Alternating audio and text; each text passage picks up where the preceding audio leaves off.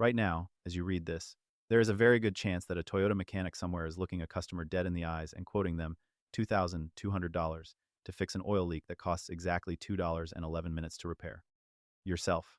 And the most criminal part of this entire story is not the price. The most criminal part is that every single technician in that shop knows precisely what the real problem is, and they are choosing, deliberately and consciously, to tell you something else entirely.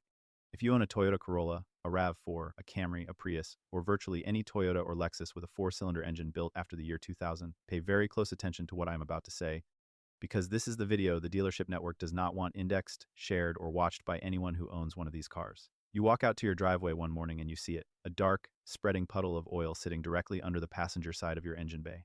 Your stomach drops. You take it to the shop, and within 20 minutes, a service advisor walks out with a clipboard and a very serious expression. He tells you that the factory RTV silicone on your timing cover has catastrophically separated.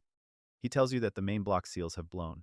He tells you the engine has to come out, or at minimum, the entire front timing assembly needs to be disassembled, cleaned, and resealed. He hands you a quote for 15 hours of flat rate labor plus gaskets, shop supplies, and fees. The total lands somewhere between $1,800 and $2,400. You feel sick. You feel helpless. You write the check. But here is what he never told you. The timing cover gasket is perfectly fine. The main seals are perfectly fine. Every single large seal on that engine is intact and doing its job without a single problem. The oil is not coming from inside. It is coming from a small, externally mounted hydraulic cylinder on the rear passenger side of your engine block, and the entire failure is a single rubber O-ring about the diameter of a quarter that has been baked flat by 15 years of engine heat cycles. That O-ring costs $2. Replacing it takes 11 minutes. And the mechanic who quoted you $2,200 has replaced hundreds of them. He knows exactly what it is. He made a choice. To understand why this tiny ring causes such a convincingly massive leak, you need to understand what the timing chain tensioner actually does and how Toyota engineered this system in the first place. In the early 1990s, Toyota, like almost every other manufacturer, was still using rubber timing belts to synchronize the crankshaft and the camshafts. These belts were effective, but they had a hard expiration date. Every 60 to 90,000 miles, the belt had to be replaced.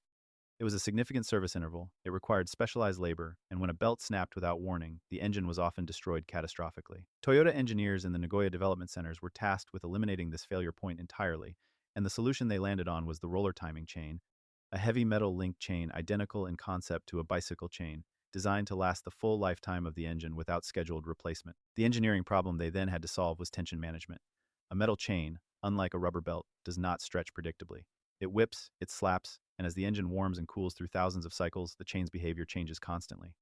To manage this, Toyota designed a hydraulic chain tensioner, and this is the component at the center of this entire story. The tensioner is a small aluminum cylinder, roughly the size of a large marker pen, that is bolted to the exterior of the engine block on the rear passenger side. You can see it without lifting the car. You do not need to remove anything to locate it. It sits flush against the block secured by two 10mm nuts, and it has a distinctively wide, diamond-shaped flange where it meets the engine surface. Inside this cylinder lives a spring-loaded plunger, the engine's own oil pump, which runs at pressures between 25 and 65 psi depending on RPM, feeds pressurized oil directly into the base of this cylinder through a dedicated oil gallery drilled into the block. That pressurized oil pushes the plunger outward with constant, calibrated force against an internal plastic guide rail, which in turn keeps the timing chain at perfect tension at all times, whether the engine is cold, hot, idling, or screaming at redline. It is an elegant, self-regulating, brilliantly simple system, and sealing the pressurized junction between the tensioner body and the engine block is one rubber O-ring. Now think about what happens to that O-ring. Over 15 years and 150,000 miles, every single time you start the engine, oil temperature climbs from ambient to over 200 degrees Fahrenheit. Every time you shut the engine off, it cools back down. That O-ring expands and contracts, thousands upon thousands of times, compressing under the torque of those two mounting nuts. Rubber, under sustained compression and thermal cycling, does not spring back forever. It takes a permanent set. It goes flat.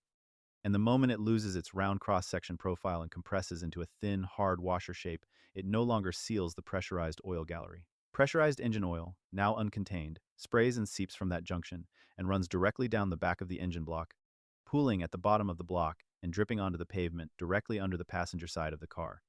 From the outside, looking under the hood, this looks exactly like a major internal seal failure. The oil is dark, it is everywhere on the lower block, and it is genuinely alarming in volume. This is not a weep, this is a spray, and a dishonest mechanic does not even need to lie outright to justify a massive repair bill. He simply needs to point at the oil-covered block and say the words timing cover seal, and the visual evidence appears to confirm his diagnosis completely. He never actually has to prove the diagnosis. He just has to make the quote before you have a chance to ask a second opinion. This diagnostic fraud became systematized inside the Toyota dealership network starting in the mid-2000s, when these chain-driven engines began hitting the age and mileage thresholds where the O-ring failure rate spiked statistically. Internal service bulletins acknowledged the tensioner O-ring as a known sealing point. The part number for the replacement O-ring was published. The correct repair was documented. And yet, at the service counter, customers were consistently being steered toward full-timing cover reseals and internal teardowns.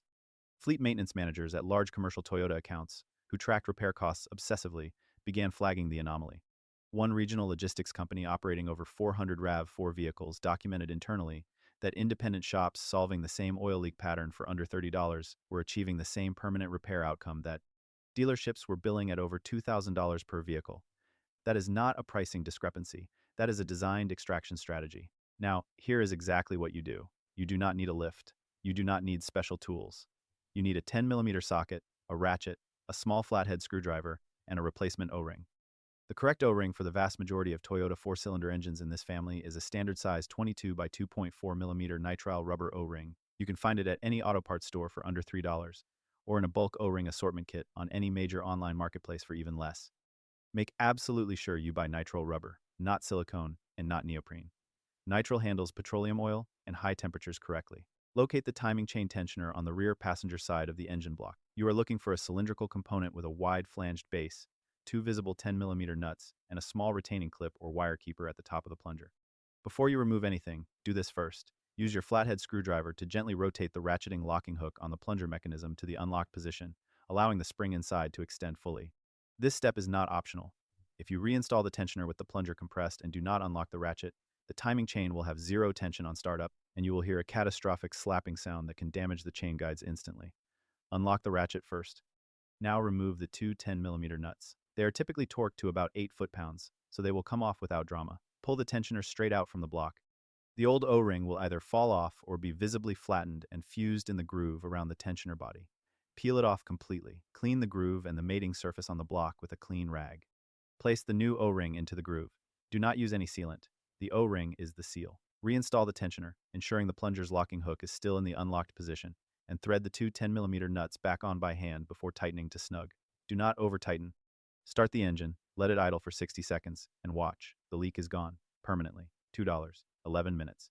The industry is counting on you not knowing this. It is counting on the fear that oil under your car means catastrophe, and that catastrophe means you surrender your wallet and your car without asking a single question. Share this video with every Toyota owner you know, not as a favor to me, but because the next person who gets handed a $2,200 quote for this leak might be your parent, your sibling, or your closest friend. Subscribe and hit the notification bell, because in the next video, I am going to expose the identical racket being run on Honda and Nissan owners with their variable valve timing solenoid seals, a $4 O-ring being billed as a full VVT actuator replacement at over $1,500. You are not going to want to miss